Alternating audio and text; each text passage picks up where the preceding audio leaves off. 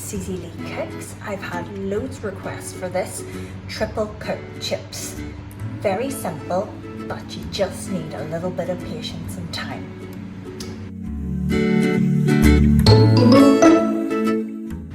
For one portion, use 2 medium-sized potatoes or 1 large one.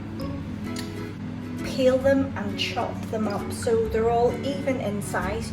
If you like chunky, obviously keep them to a good size, about 1 centimetre by 1 centimetre. If not, you can go thinner or thicker. Make sure that you submerge them into cold water and give them really good rinse. So you'll see that it's quite murky in here, and that's the starch coming off, and that's what you want. For a big batch of chips in a big pot, you would put no more than 1 teaspoon of the bicarbonate soda, and obviously a teaspoon of the salt as well. Meanwhile, while these are boiling,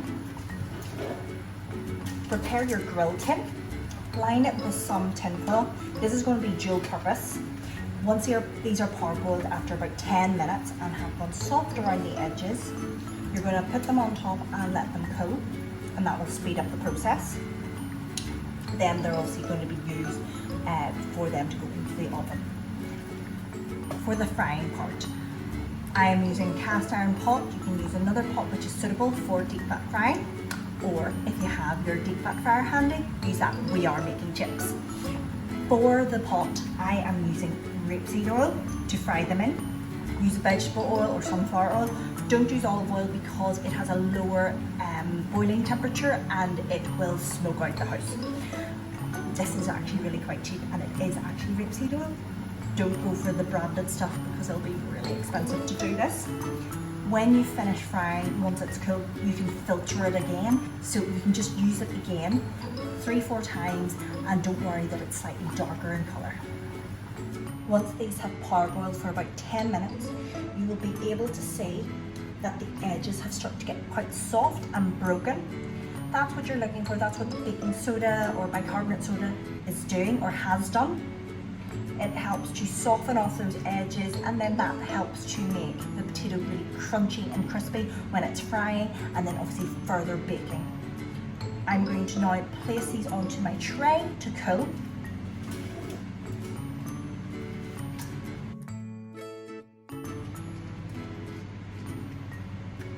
Now let these cool.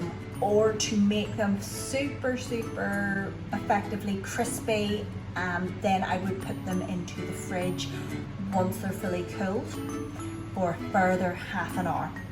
Or you put them in the freezer if you don't want to use them straight away. But this is actually the stages that you need to get your chips to. You want them to be cold, because if you cook them from hot, they will literally disintegrate.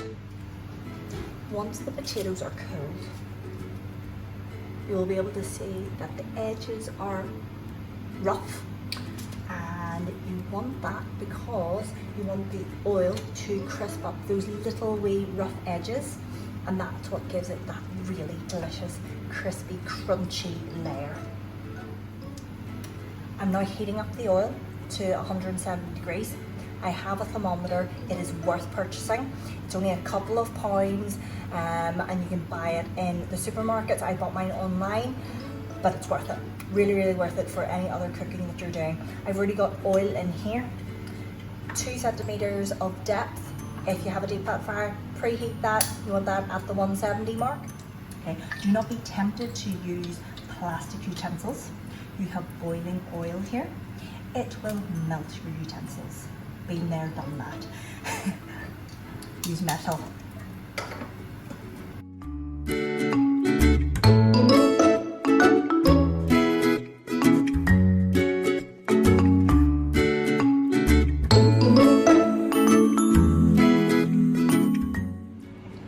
So they look pretty good now, but for that triple cooked deliciousness, just wait another 5-10 minutes for these to cool slightly further and for the oil to have been absorbed into the surface of the potato.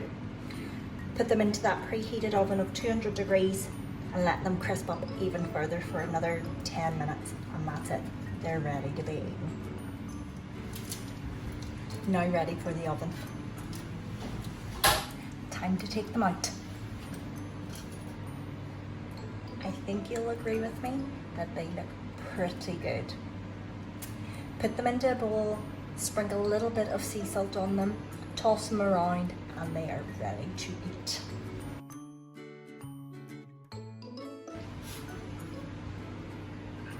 Don't these look amazing?